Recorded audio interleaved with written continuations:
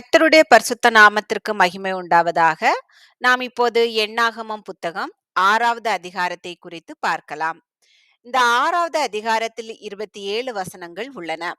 இந்த அதிகாரம் முழுவதும் நசரேய விரதம் கொண்டால் அல்லது நசரேய விரதம் எடுக்கிறவர்கள் என்னெல்லாம் கைக்கொள்ள வேண்டும் என்பதை பற்றிய பிரமாணங்களும், மோசேயினுடைய ஆசீர்வாதமும், மோசேக்கு கர்த்தர் கட்டளையிட்டபடி ஆரோனும் அவனுடைய குமாரரும் இஸ்ரவேல் ஜனங்களை ஆசீர்வதிக்கும் போது எவ்வாறு ஆசீர்வதிக்க வேண்டும் என்பதை குறித்தும் இந்த அதிகாரத்தில் குறிப்பிடப்பட்டுள்ளது. முதல் 21 வசனங்களும் நசரேய விரதத்தின் பிரமாணத்தை குறித்து குறிப்பிடப்பட்டுள்ளது. கர்த்தர் மோசேயை நோக்கி, நீ இஸ்ரவேல் புத்திரரோடே சொல்ல வேண்டியது என்னவென்றால், புருஷனாகிலும் ஸ்திரீயாகிலும் கர்த்தருக்கென்று விரதம் பண்ணி கொண்டவர்களாயிருக்கும்படி நசரேய விரதமாகிய ஒரு விசேஷித்த பொருத்தனையை பண்ணினால், அப்படிப்பட்டவன் திராட்சரசத்தையும் மதுபானத்தையும் விலக்க கடவன். அவன் திராட்சரசத்தின் காடியையும் மற்ற மதுபானத்தின் காடியையும் திராட்சரசத்தினால் செய்த எவ்விதமான பானத்தையும் குடியாமலும், திராட்சை பழங்களையாவது திராட்சை வற்றல்களையாவது புசியாமலும், தான் நசரேயனாய் இருக்கும் நாளெல்லாம் திராட்சை செடி விதை முதல் தோல் வரையில் உள்ளவைகளினால் செய்யப்பட்ட யாதொன்றையும் புசியாமலும் இருக்க கடவன். இந்த நசரேயனாக விரதம் எடுத்துக்கொண்டவன் கர்த்தருக்கென்று எடுக்கிறான். இது ஒரு விசேஷித்த விரதம். இந்த விரதத்தில் எடுத்துக்கொண்டவங்க திராட்சை ரசம் அல்லது திராட்சை செடியிலிருந்து உண்டாகக்கூடிய எந்த ஒரு காரியங்களையும் அவங்க புசிக்க கூடாது. அவன் நசரேய விரதம் காக்கும் நாளெல்லாம் சவரகன் கத்தி அவன் தலையின் மேல் படலாகாது. அவன் கர்த்தருக்கென்று விரதம் காக்கும் காலம் நிறைவேறும் அளவும் பரிசுத்தமாயிருந்து தன் தலைமயிரை வளரவிட கடவன். அவன் கர்த்தருக்கென்று விரதம் காக்கும் நாளெல்லாம் யாதொரு பிரேத தண்டையில் போகக்கூடாது. நம்ம லேவியராகமத்திலையும் படிச்சோம். நம்ம பிரேத தண்டையில் சும்மா நார்மலா இருக்க ஒருத்தங்க போனாலே அவங்க தீட்டுப்படுவாங்க. சாயங்காலம் மட்டும் அந்த பாளையத்துக்கு புறம்பாக இருந்து சாயங்காலம் அவர்கள் ஸ்நானம் பண்ணிட்டு தான் உள்ளாடி வரணும். அந்த பாளையத்திற்கு உள்ளாடி வரணும்னு. அப்ப அந்த நசரேய விரதம் கொள்ளுகிறவன் கர்த்தருக்கென்று கொள்ளுகிறபடியினால் அவன் அந்த பிரேத தண்டையிலேயே போகவே கூடாது.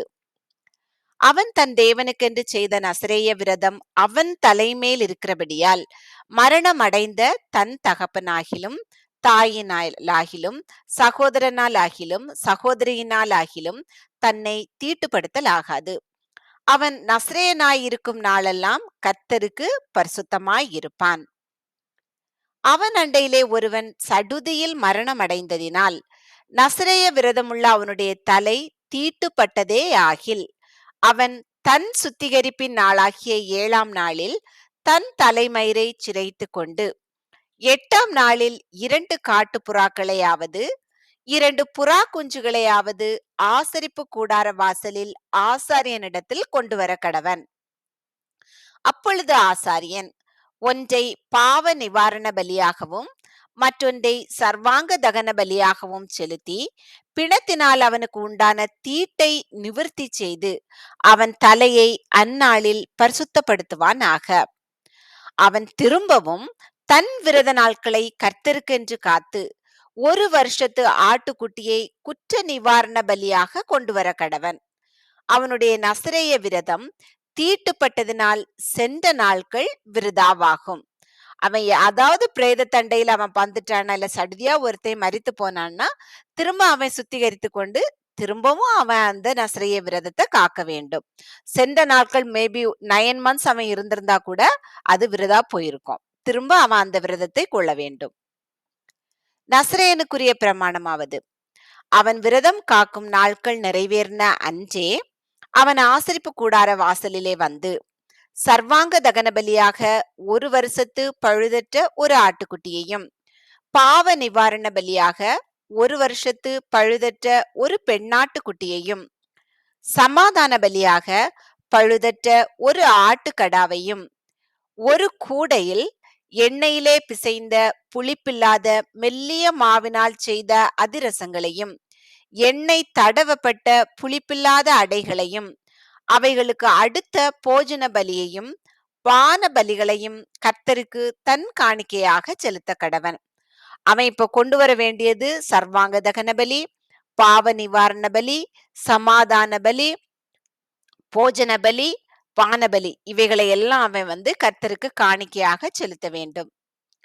அவைகளை ஆசாரியன் கர்த்தருடைய சந்நிதியில் கொண்டு வந்து அவனுடைய பாவ நிவாரண பலியையும் அவனுடைய சர்வாங்க தகன பலியையும் செலுத்தி ஆட்டுக்கடாவை கூடையில் இருக்கும் புளிப்பில்லாத அப்பங்களோடும் கூட கர்த்தருக்கு சமாதான பலியாக செலுத்தி அவனுடைய போஜன பலியையும் பான பலியையும் படைப்பானாக.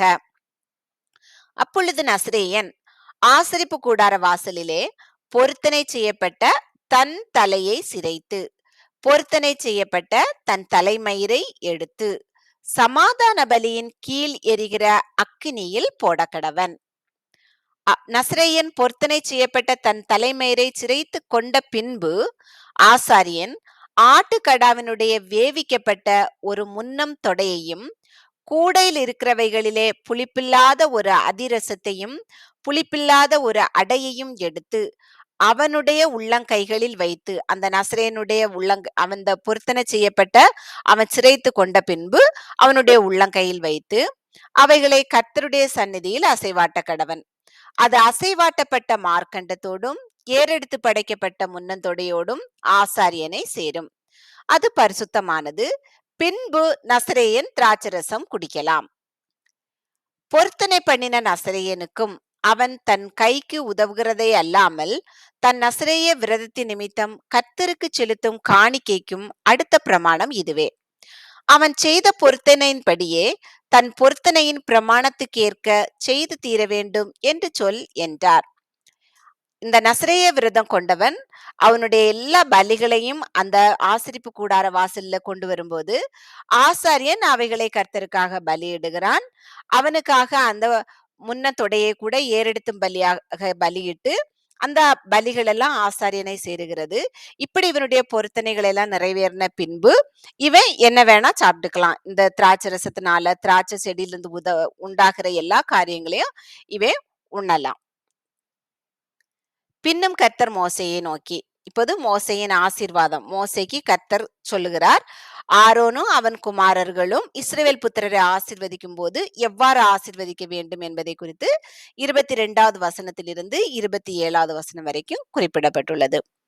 பின்னும் கர்த்தர் மோசேயை நோக்கி, நீ ஆரோனோடும் அவன் குமாரரோடும் சொல்ல வேண்டியது என்னவென்றால், நீங்கள் இஸ்ரவேல் புத்திரரை ஆசீர்வதிக்கும் போது அவர்களை பார்த்து சொல்ல வேண்டியதாவது, கர்த்தர் உன்னை ஆசீர்வதித்து உன்னை காக்க கடவர். கர்த்தர் தம்முடைய முகத்தை உன்மேல் பிரகாசிக்க பண்ணி உன்மேல் கிருபையா இருக்க கடவர்.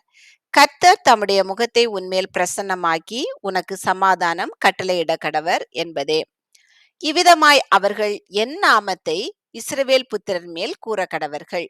அப்பொழுது நான் அவர்களை ஆசீர்வதிப்பேன் என்று சொல் என்றார். இதே ஆசீர்வாதத்தை தான் கர்த்தர் இன்றைய தினத்திலே நமக்கும் வைத்திருக்கிறார். அந்த ஆசீர்வாதத்தை நாம் ஒவ்வொருவரும் பயன்படுத்தி கொள்ள நம்ம ஒவ்வொருடைய வாழ்க்கையிலும் நிறைவேற கர்த்தர் நமக்கு கிருபை செய்வாராக. குறிப்பாக இந்த அதிகாரத்துல நசரேய விரதத்தின் பிரமாணத்தை குறித்தும் மோசேயின் ஆசீர்வாதம் கர்த்தர் மோசேக்கு சொல்லி ஆரோனும் அவனுடைய குமாரர்களும் இஸ்ரவேல் புத்திரரை ஆசீர்வதிக்கிறதை குறித்தும் பார்த்தோம். கர்த்தர் உங்களையும் ஆசீர்வதித்து உங்களை காக்க கடவர். கர்த்தர் தம்முடைய முகத்தை உங்கள் மேல் பிரகாசிக்க பண்ணி உங்கள் மேல் கிருபையாய் இருக்க கடவர். கர்த்தர் தம்முடைய முகத்தை உங்கள் மேல் பிரசன்னமாக்கி உங்களுக்கு சமாதானம் கட்டளையிட கடவர். கர்த்தர் உங்களை ஆசீர்வதித்து வழிநடத்துவாராக. ஆமேன்.